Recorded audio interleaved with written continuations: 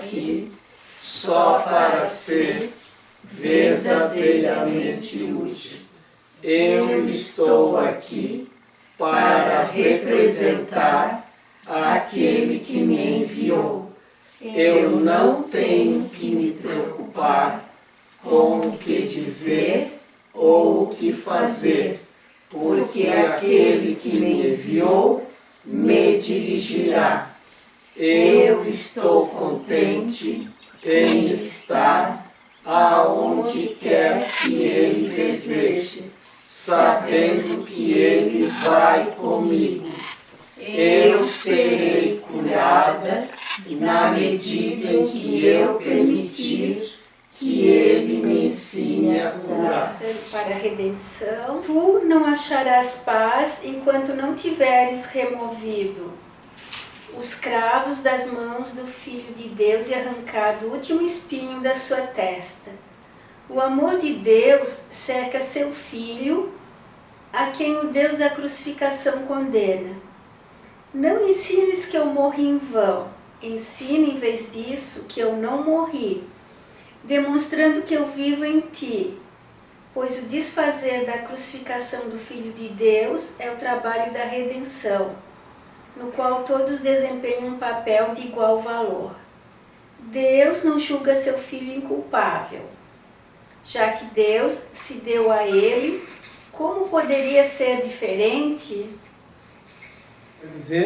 Quer dizer que o Filho de Deus não tem culpa, então o Filho de Deus que é inculpável não tem como Deus julgar. Cabe a nós ensinar que Jesus não morreu, que Ele vive em nós, e cabe em nós o papel da redenção. Quer tirar os cravos das mãos do Filho de Deus e os espinhos de sua testa. Se Ele vive em mim, em quem estão os cravos e os espinhos? Estão em mim, porque eu os aceitei assim, porque eu ainda vejo o Filho de Deus como sendo culpado,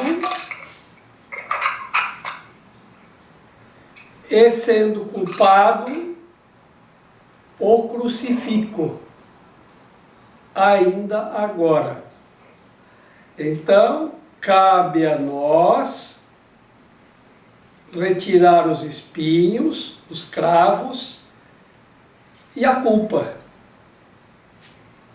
de nós mesmos, porque o Filho de Deus está em nós, vive em nós e nós o somos. Pregaste a uma cruz e colocaste uma coroa de espinhos sobre a tua própria cabeça. No entanto, não podes crucificar o Filho de Deus, pois a vontade de Deus não pode morrer.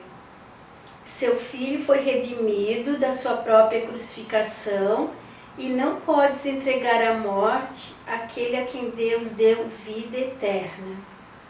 O sonho da crucificação ainda pesa sobre os teus olhos, mas o que vês em sonhos não é a realidade.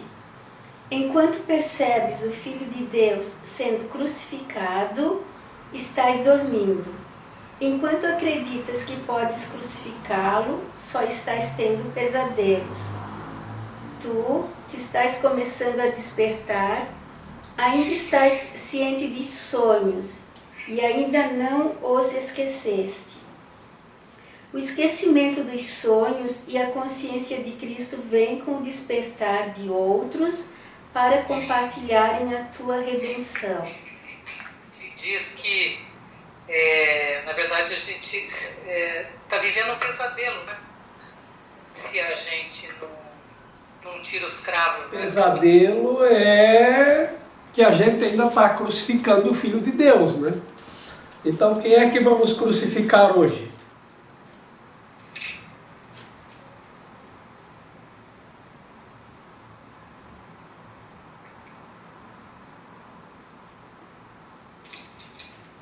Quem crucificamos hoje?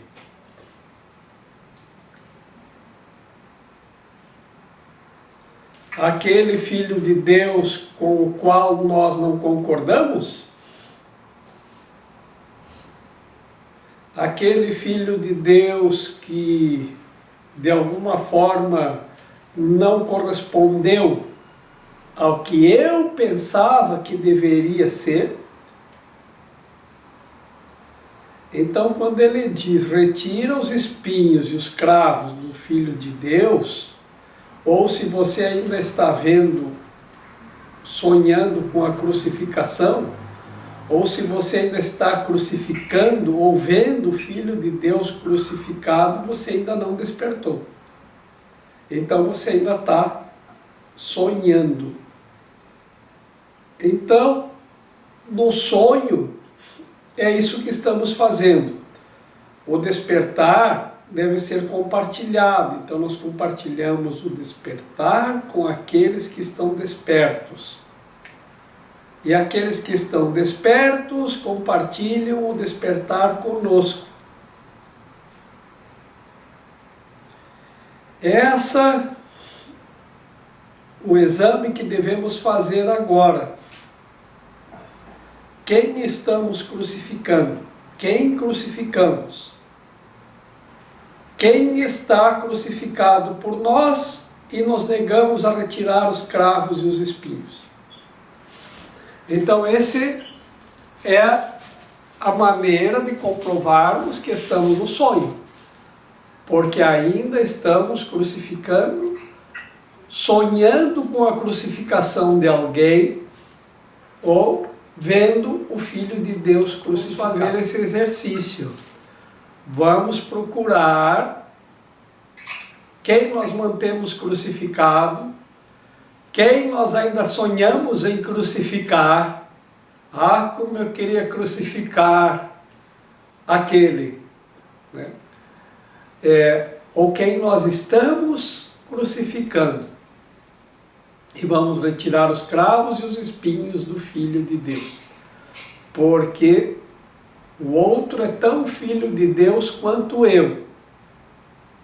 Então temos que fazer isto. E ela estava muito indignada porque um político foi lá falar com o Papa. E ela disse para mim que é absurdo o Papa receber tal pessoa que cometeu tantos erros. E ainda passou a mão na cabeça. Disse, mas passar a mão na cabeça é abençoar. Então, ele disse, mas não é a função do Papa abençoar e perdoar? Ah, não, mas essa pessoa não. Eu digo, mas ele não pode ver ninguém separado. O Papa faz a ponte, ele é o pontífice, ele faz a ponte com o céu. Ele tem que ver todos como filhos de Deus, perdoar e abençoar todos. Não. Isso está errado. Então veja como nós temos dificuldades em tirar os cravos daquele e os espinhos daquele a quem crucificamos.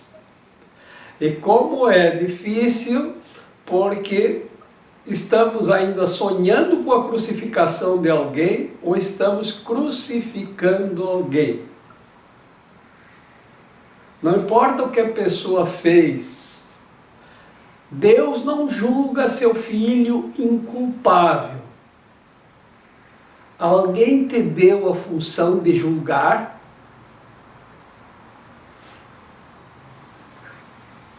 Esta não é a tua função.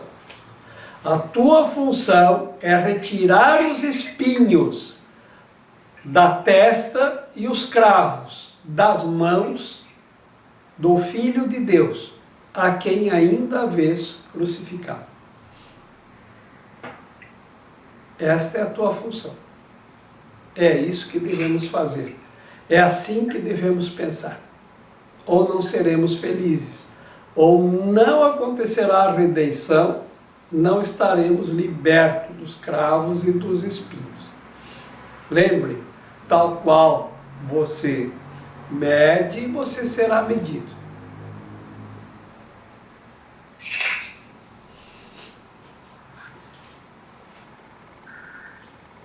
A reflexão aqui então é: quem nós mantemos crucificado, porque o Filho de Deus está em ti, e tu és o Filho de Deus, tanto quanto o outro é. A quem mantemos crucificado? A quem nós nos negamos de retirar os cravos das mãos e os espinhos da cabeça? Está se referindo à coroa de espinhos e aos pregos da crucificação, os cravos, né? Então, a quem nós ainda mantemos crucificado e a quem nós queremos crucificar? E a quem nós estamos crucificando agora? É Ele! A pergunta está sendo feita: quem? Jesus ou Barrabás? Não importa a quem nós estejamos crucificando, estamos crucificando o Filho de Deus. Tanto Jesus quanto Barrabás ainda são o Filho de Deus. Então, quem nós estamos crucificando? A quem nós nos negamos de retirar os cravos da mão e os espinhos da cabeça? Essa é a reflexão para fazermos durante essa semana. Porque você, que é o Filho de Deus, colocou uma coroa de espinhos sobre tua própria cabeça. Se Deus não julga o seu filho porque ele é inculpável, quem lhe deu a função de julgar? Quem lhe deu a função de crucificar? Então a tua função, a tua parte na redenção é tirar os cravos das mãos e os espinhos da testa do Filho de Deus. Seja ele quem for, seja ele onde estiver. Perdoa, retira os cravos, abençoa e retira os espinhos da sua testa. E assim você estará retirando os próprios espinhos da tua própria testa e vai libertar tuas mãos dos cravos. Porque tu e eu somos um. Se eu mantenho o outro crucificado, eu também estou. E não completo o meu papel na redenção enquanto estiver mantendo alguém crucificado. Por seja lá qual razão eu julgue que ele merece.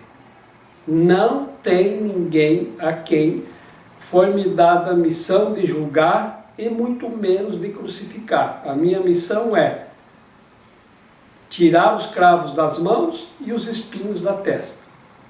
Isso é a minha parte na redenção. Então, quem quer que seja, não importa o que tenha feito, a tua função é esta. Tu vais despertar para o teu próprio chamado, pois o chamado para o despertar está dentro de ti. Se eu vivo em ti, estás desperto.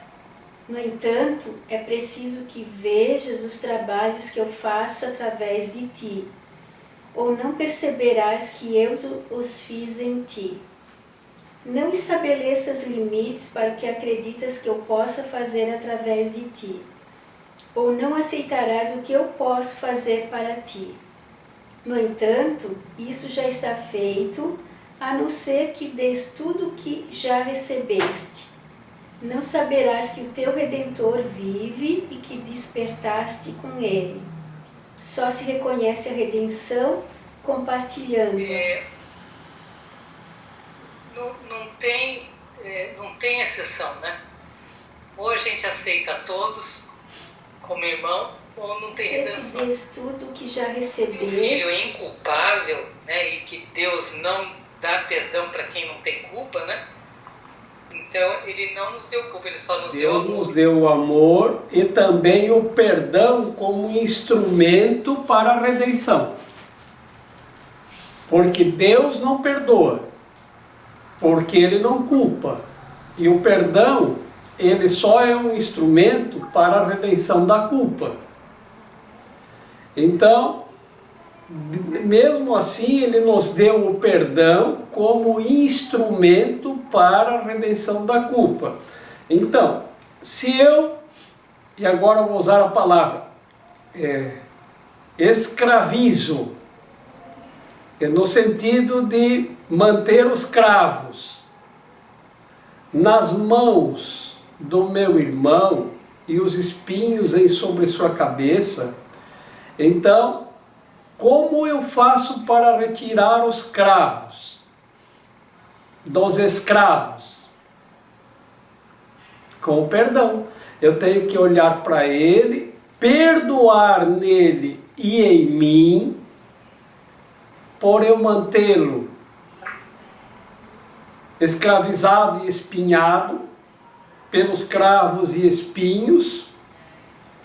E quando eu faço isso, então, simultaneamente, o perdão acontece para ambos, a redenção acontece para ambos e ambos são libertos dos cravos e espinhos. Assim, tudo que Deus nos deu foi o amor, a alegria, a felicidade e a paz, a perfeição. E quando saímos, Ele nos dá o perdão para que possamos perdoar. É claro que se eu olhar para alguém, não importa quem seja, e ainda vejo nele um motivo para mantê-lo prisioneiro dos cravos e espinhos, então eu não fiz o meu papel na redenção.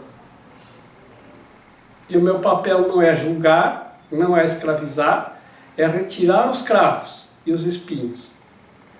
Então é perdoar e abençoar. E não importa a opinião do outro. Não importa se ele pensa no sonho diferente do meu sonho. Porque enquanto eu não fizer isso, eu ainda estou no sonho, eu ainda não despertei. Mas no sonho, cada um sonha à parte, cada um sonha diferente. Então eu posso chegar todos os dias de manhã e dizer, olha, hoje eu sonhei com isso. E posso chegar à noite antes de dormir e dizer, o meu sonho hoje foi esse. A mesma coisa. E cada um vai contar o sonho de uma forma diferente. E porque o teu sonho é diferente do meu, então eu vou cravar uma coroa na minha cabeça e na tua. Vou cravar cravos na tua mão e nas minhas.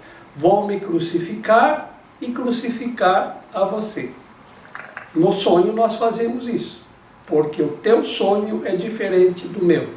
Então, eu sonho com uma coisa e tu sonhas com outra.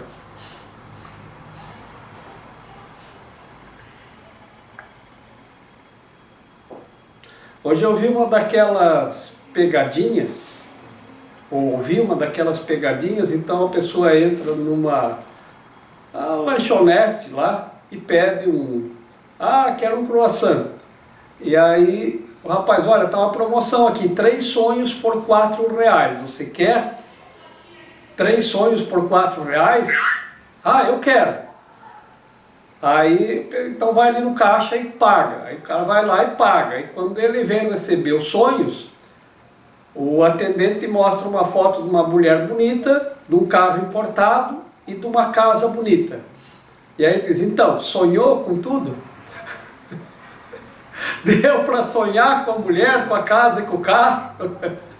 Esse é um sonho. Tudo é um sonho. Né? Tudo é um sonho. Então nós sonhamos o tempo inteiro. Então, se o meu sonho é diferente do seu, eu acho que você não concorda comigo, que eu não concordo com você, e aí nós nos escravizamos por causa de sonhos que não são nada. Que não são nada. Que diferença faz daqui a 100 anos, se eu tenho um carro ou se eu não tenho. 100 anos atrás eu tive um carro, isso não vai fazer diferença nenhuma. Mas hoje para nós parece que faz. Então é assim que nós devemos começar a pensar. Vai despertar para o teu próprio chamado, pois o chamado para o despertar está dentro de ti. Se eu vivo em ti, estás desperto. No entanto, é preciso que vejas os trabalhos que eu faço através de ti, ou não perceberás que eu os fiz em ti. Não estabeleças limites para o que acreditas que eu possa fazer através de ti, ou não aceitarás o que eu posso fazer para ti. No entanto, isso já está feito, e a não ser que dês tudo que já recebeste, não saberás que o teu Redentor vive e que despertaste com ele. Só se reconhece a redenção compartilhando-a. Só se conhece a redenção compartilhando. Então, se eu ficar ela só para mim, não vale nada. Então, como que é compartilhar a redenção? Então, eu tenho uma pessoa que eu mantenho os cravos em suas mãos. Porque essa pessoa está fazendo uma coisa com a qual eu não concordo. Então, eu o julgo culpado. Então, quando eu faço o meu papel na redenção, porque eu reconheço que Deus está em mim, que Jesus está vivo em mim, por isso ele diz, só vais perceber que eu estou em você, se você reconhecer o que eu faço através de ti. O que ele faz através de mim? A redenção. E o meu papel na redenção é permitir que ele me ensine a curar. Eu serei curado na medida em que eu permitir que ele me ensine a curar. Então eu serei curado assim.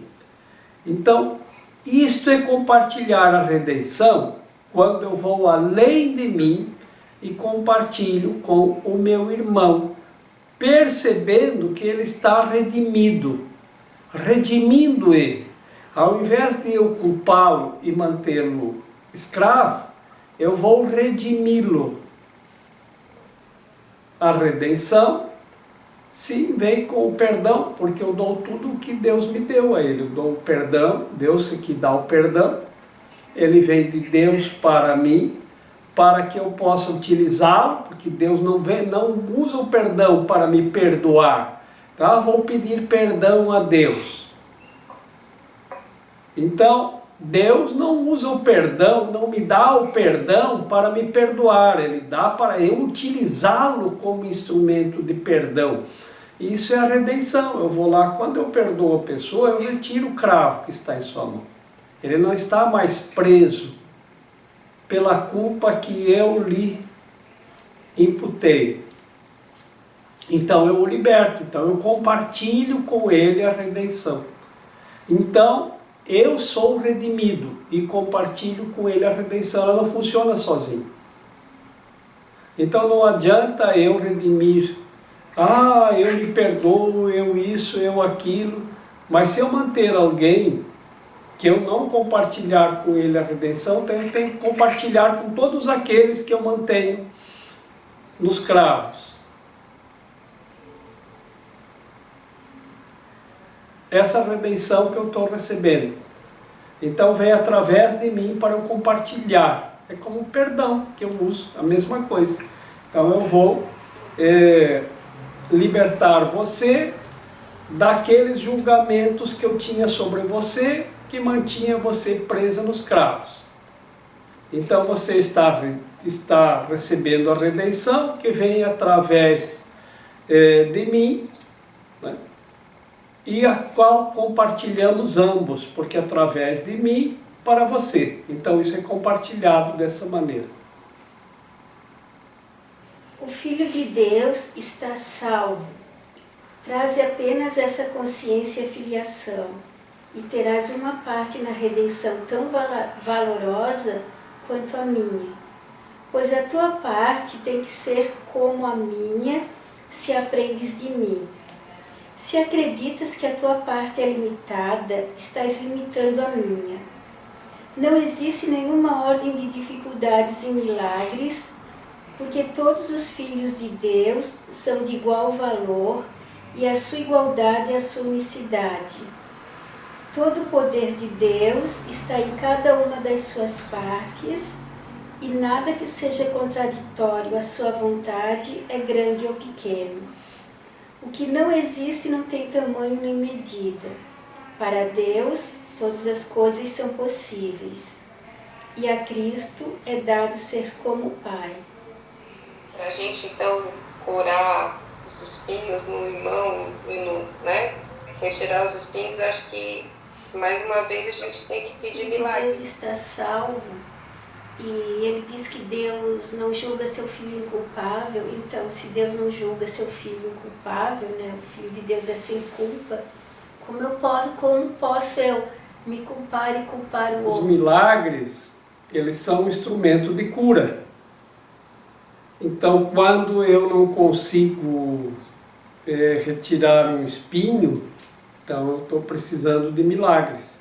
E eu posso oferecer milagre para aquele que não está conseguindo retirar o seu espinho também. Para aquele a quem eu vejo que está com os cravos ainda cravados nas mãos. E ele diz que milagres não tem medida, não tem maior, não tem menor, né? Então nós devemos que compreender isso. E como o nosso exercício de hoje, né, o milagre é um direito de todos. Então sim, podemos utilizar o milagre, tanto para pedir quanto para oferecer, porque dar e receber também é a mesma coisa. Eu serei curado na medida em que eu permitir que ele me ensine a curar. Então, nós estamos ambos precisando de cura, né? E como o milagre não tem maior ou menor, né? Então não tem, isso não... Para isso não, né? Pedir um milagre para uma coisa tão insignificante, não tem insignificante. E também não, mas isso é grande demais para um milagre, né? Não tem grande demais e nem tampouco tem pequeno demais. O milagre, ele funciona em todos os níveis, em todas as direções, para todas as medidas que podemos imaginar. Assim, se eu tiver uma diferença com alguém, a diferença está em ambos, porque não somos iguais e não estamos nos vendo como iguais. Há uma diferença entre nós. Então, ambos precisamos de cura. Então, se eu não consigo retirar os espinhos, então sim, eu preciso de milagres. Um milagre pode me ajudar a retirar os espinhos, que são essas diferenças. Qualquer diferença é um espinho, é um cravo. Estamos cravados e com uma coroa de espinhos sobre nossa cabeça e a cabeça do nosso irmão, né? Então é isso que devemos curar. Então sim, né? Podemos pedir um milagre. Olha, eu preciso de um milagre aqui para resolver essa diferença. E o milagre faz o quê? O milagre, ele traz luz à nossa mente para que possamos fazer a expiação. Ele proporciona a luz na nossa mente para encontrarmos o caminho para a redenção. Então, para todas as situações, sim, precisamos de um milagre. Então, se eu estou com uma dificuldade e me culpo por isso,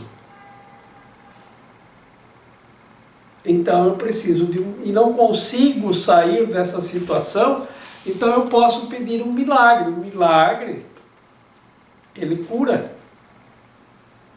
porque é o instrumento que nós temos para utilizar nesse plano para a nossa cura também.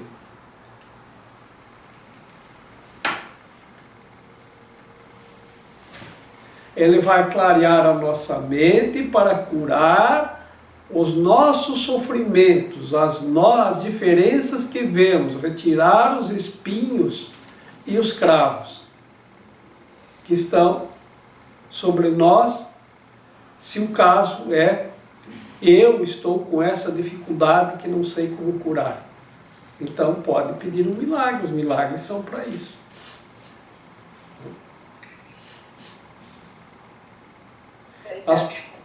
As pessoas pedem muitos milagres para a cura física, né?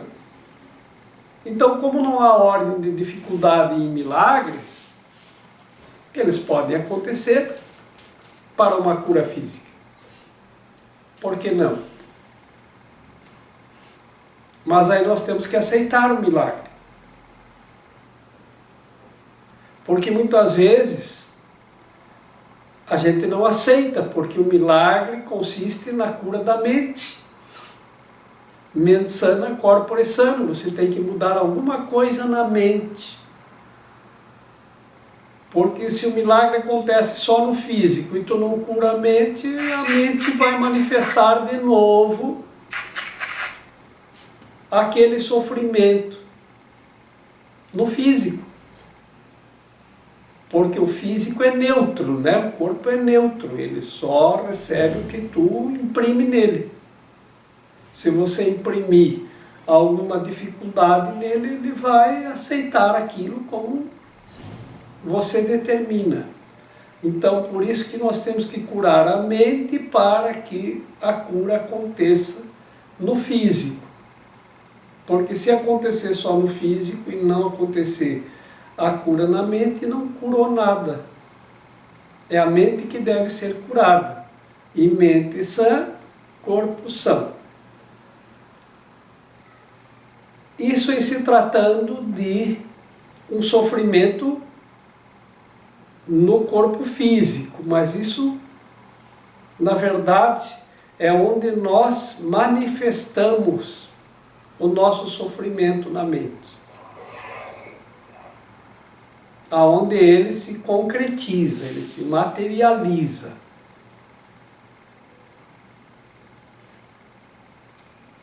Mas o nosso sofrimento pode estar ainda no nível da mente e em qualquer lugar, né, que nós podemos estar projetando ele, que a gente está sofrendo por causa de tal situação provocada por tal pessoa. Então, e não é, né? Porque tudo é a nossa própria projeção. Eu estou sofrendo por causa de tal pessoa.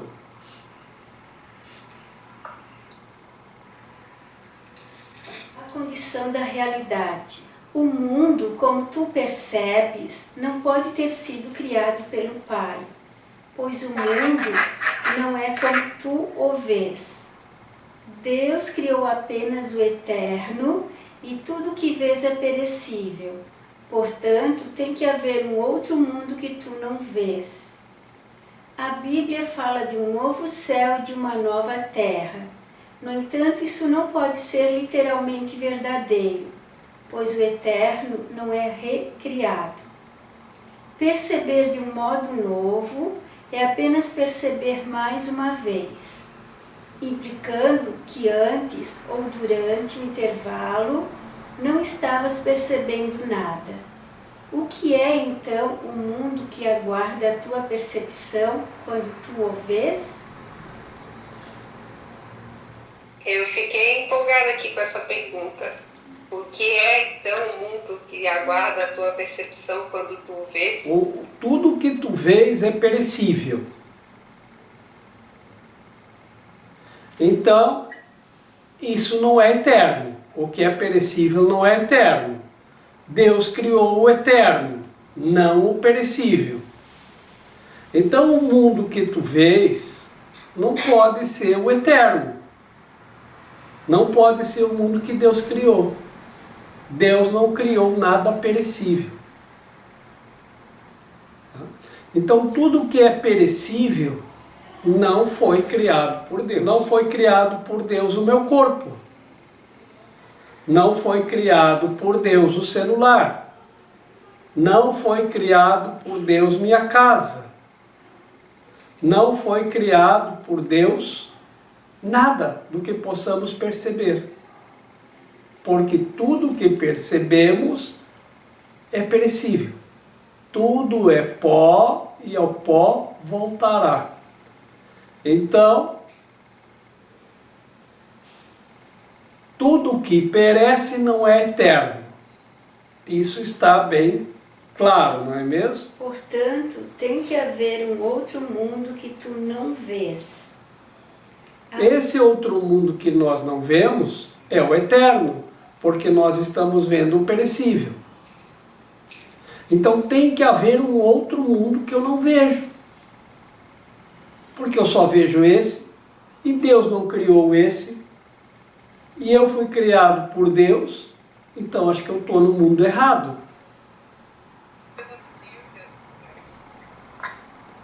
Este que é perecível não tem nada a ver com Deus e nem comigo. A Bíblia fala de um novo céu e de uma nova terra. No entanto, isso não pode ser literalmente verdadeiro. Porque o perecível, se tu fizer um mundo novo, ele ainda vai ser percebido e o que se percebe é perecível. Então, isso não tem um mundo novo. Então, para de imaginar um mundo novo. Não tem. O mundo vai ser igual ao mundo. Mesmo que recriássemos um novo mundo, ele continuaria sendo percebido da mesma maneira. Tudo perece, tudo é perecível. A coisa interessante aqui é que, como tudo é perecível, nós nos colocamos a tentar agarrar o máximo possível que tem para garantirmos que em um momento de crise a gente tenha mais perecíveis que os outros. Porque, vejo, no momento em que temos uma pandemia, as pessoas estão falando até que não é nem para pegar o dinheiro. Que tudo ficou perecível e tudo nos ameaça. Assim, isso não pode ser o mundo que esperamos. Ah, mas queremos um mundo novo. Claro, a gente está sempre querendo um mundo novo. Está sempre querendo fazer com que esse mundo se renove, que seja novo. Não vai. Ele vai ser igual. Porque você não pode mudar o mundo. Não é o mundo que tem que ser mudado. É você. Você está vendo um mundo onde tudo é perecível. Você pode fazer ele, reformar todinho ele. Mas ele não vai mudar nada. Aí você pode dizer, o mundo novo. Não é novo. É igual. Você ainda está percebendo por que ele ainda é igual. Porque ele ainda é perecível. Por isso ele diz que tem que rever essa interpretação lá, para não interpretar errado, quando a Bíblia diz um novo mundo e um novo céu. E não tem um novo céu, porque no céu não tem nada de novo. Então temos que refazer a leitura, temos que fazer uma releitura aqui. Não tem nem novo mundo, nem novo céu. Tem o velho mundo, que é como é, e tem o céu, que é como sempre foi, como é e como sempre será, porque ele é eterno e imutável. Nós temos que então ver este outro mundo que nós não vemos, que é o eterno, que é o mundo que Deus criou. E esse mundo nós não vemos com os sentidos da percepção. Ele não pode ser percebido. porque tudo o que percebemos são os perecíveis. Pois o eterno não é recriado. Perceber de um modo novo é apenas perceber mais uma vez, implicando que antes ou durante o intervalo não estavas percebendo nada. O que é então o mundo que aguarda a tua percepção quando tu o vês? Quando eu digo que as imagens trazem consigo uma mensagem, então nós temos que olhar para as imagens, né?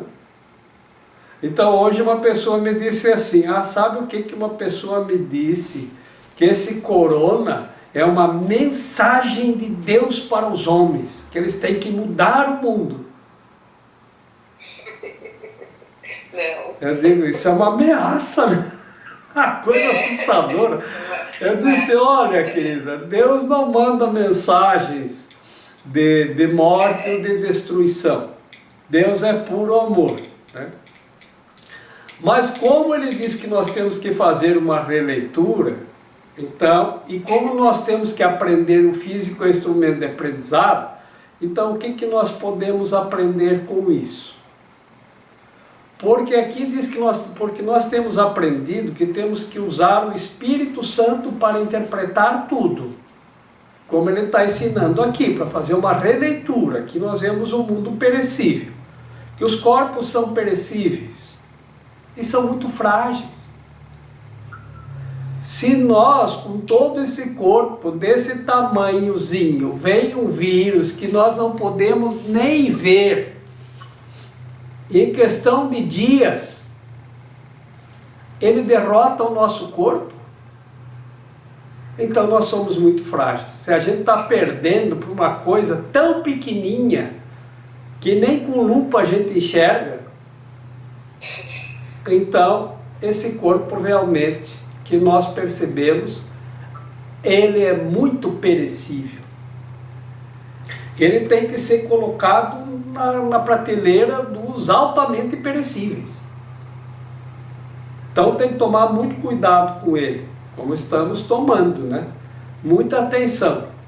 Mas, como tudo é instrumento de aprendizado, se nós fizermos a leitura pelo Espírito Santo, então, qual a leitura que podemos fazer? Eu já ouvi dizerem assim, se não é pelo amor, então é pela dor. O nosso livro diz que pela dor a gente não aprende nada. Mas o livro diz também que tudo é instrumento de aprendizado, ser reinterpretado pelo Espírito. Que nestes dias em que o mundo está parado ou parando, o que está acontecendo? Está acontecendo que o nível de poluição está baixando muito.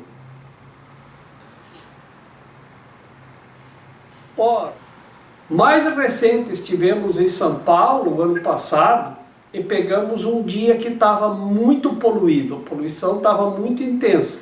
Aconteceu a mesma coisa. E essa poluição, ela sobe para o nível da atmosfera e fica lá. Ela que vai furando a camada de ozônio, que vai estragando a nossa atmosfera, que vai sujando o nosso céu, que o céu parece que não é mais azul, né? Ela é que vai, quando o raio do sol atravessa essa camada, é que vai causando as doenças. Se olharmos ainda lá no Antigo Egito, lá nas 42 confissões negativas, onde foram retirados os 10 mandamentos, que Jesus reduziu a um só, né? Vocês lembram disso? Amar a todos como a si mesmo e Deus sobre todas as coisas.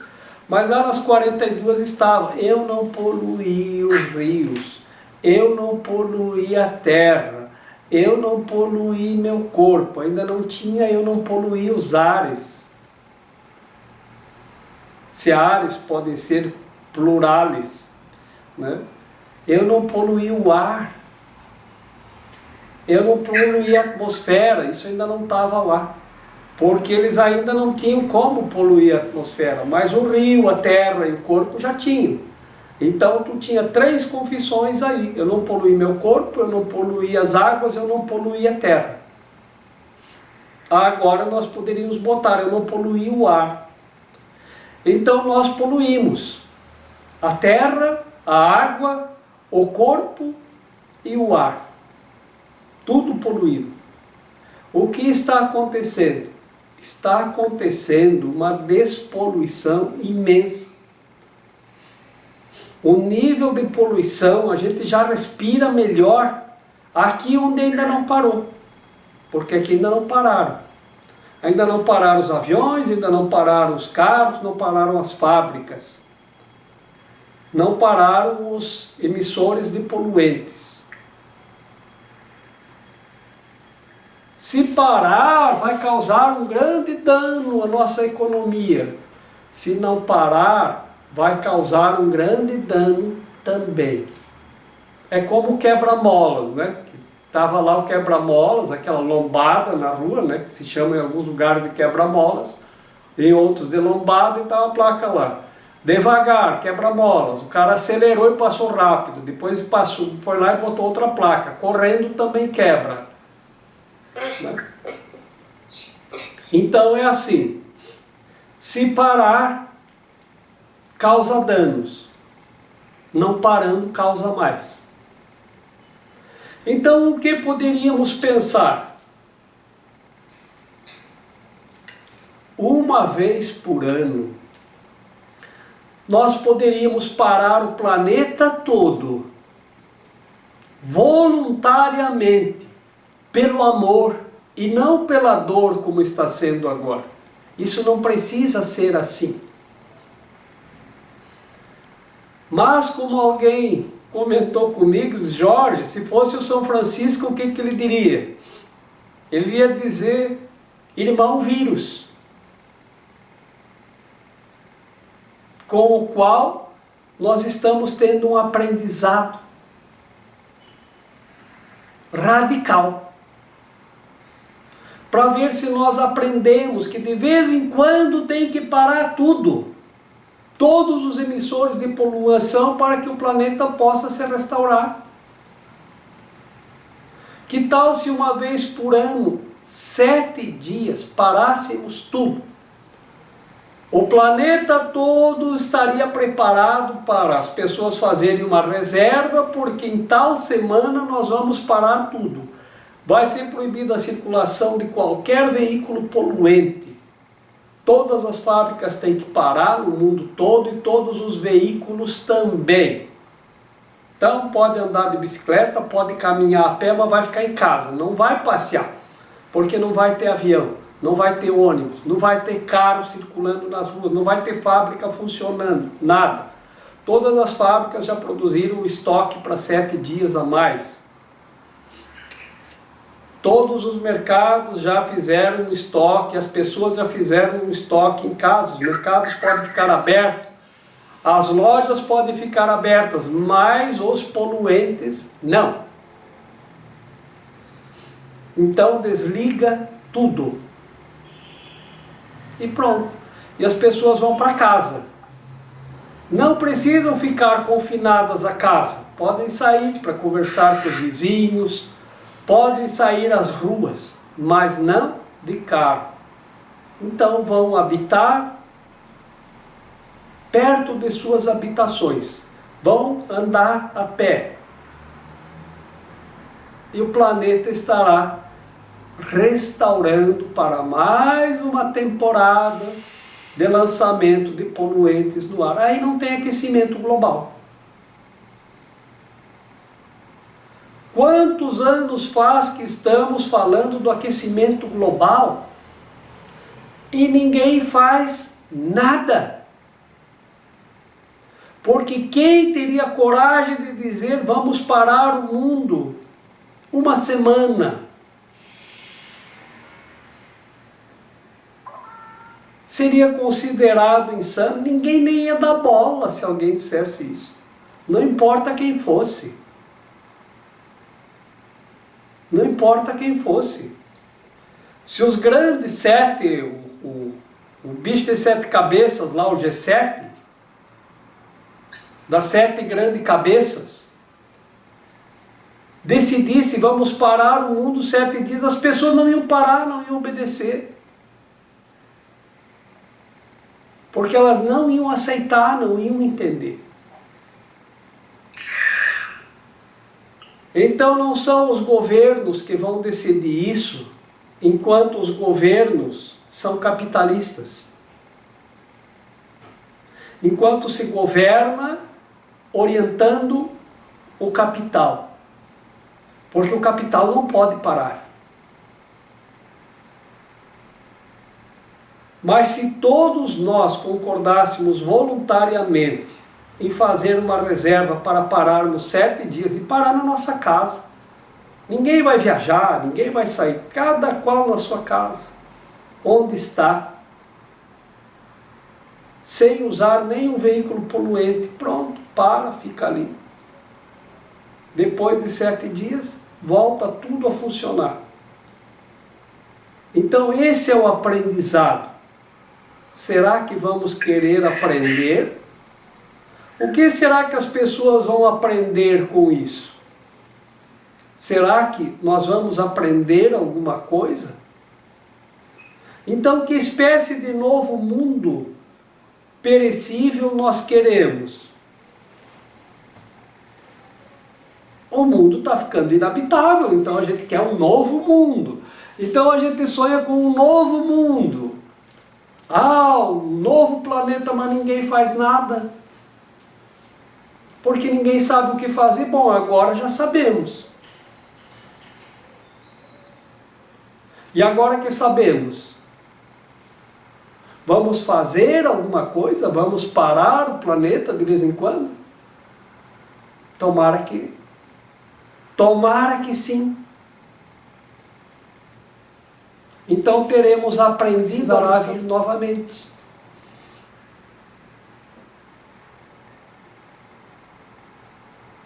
Então esse é o aprendizado que temos que extrair. Agora, o mundo de Deus não vai ser esse ainda não. Esse não é o mundo de Deus.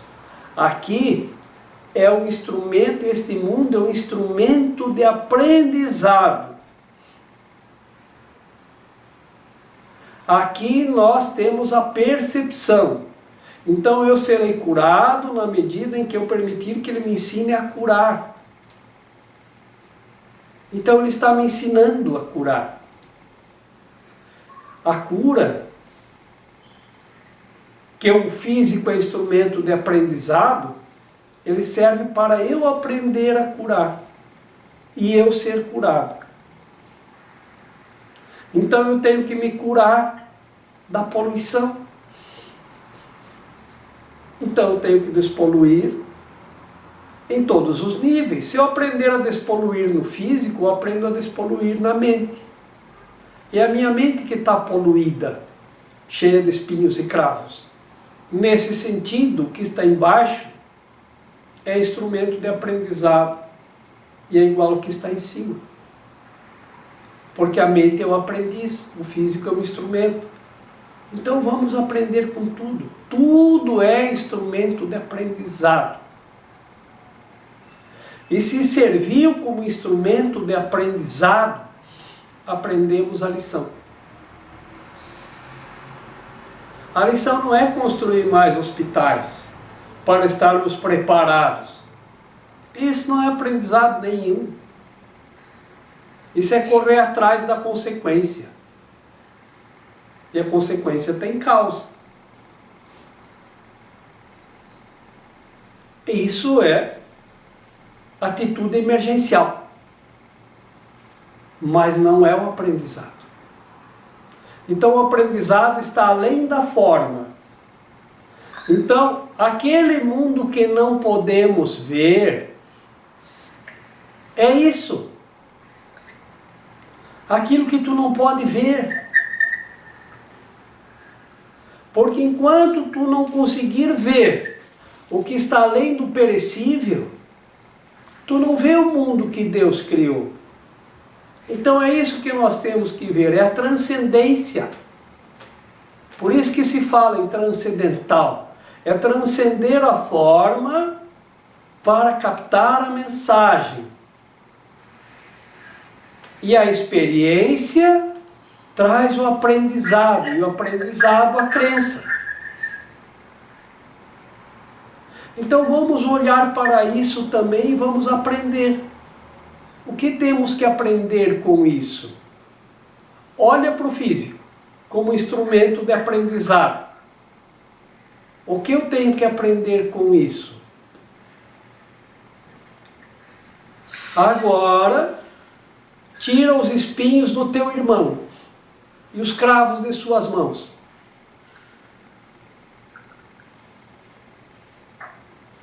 Então eu vou dizer: gratidão para o irmão vírus, pelo aprendizado que está nos proporcionando. Porque temos que aprender a gratidão. Lembre, Deus não precisa da nossa gratidão, mas nós precisamos aprender a gratidão para apreciar Deus. Deus não precisa da nossa apreciação, mas nós precisamos aprender a apreciação para apreciar o que Ele nos deu.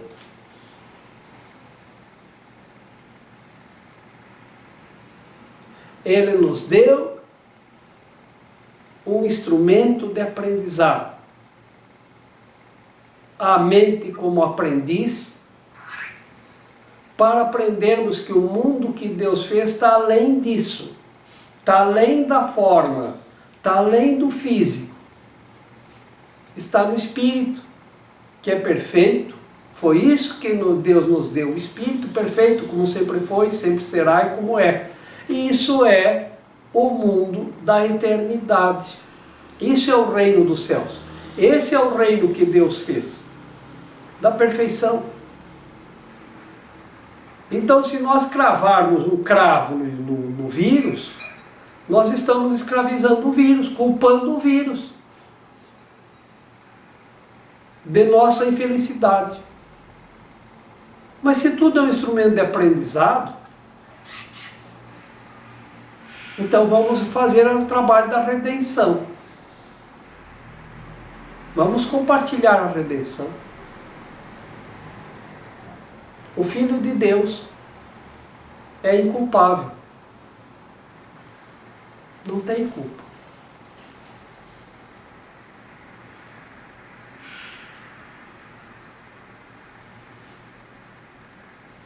Mas tem um instrumento de aprendizado que Deus lhe deu. Então vamos compartilhar essa mente aprendiz. Por quê? Porque estamos escravizados à forma, à percepção do que é perecível. Esse não é o mundo que Deus fez. O mundo que Deus fez é eterno. E o que é eterno não perece. Então, vamos trabalhar com todos os instrumentos que temos no físico para o nosso aprendizado. Temos que transcender. Temos que ver o que Deus nos deu. Não foi o amor? Então temos que olhar com amor para tudo e para todas as coisas. Eu estou aqui só para ser verdadeiramente útil. Eu estou aqui para representar aquele que me enviou. Eu não tenho que me preocupar com o que dizer ou o que fazer, porque aquele que me enviou me dirigirá. Eu estou contente em estar aonde quer que Ele deseje, sabendo que Ele vai comigo.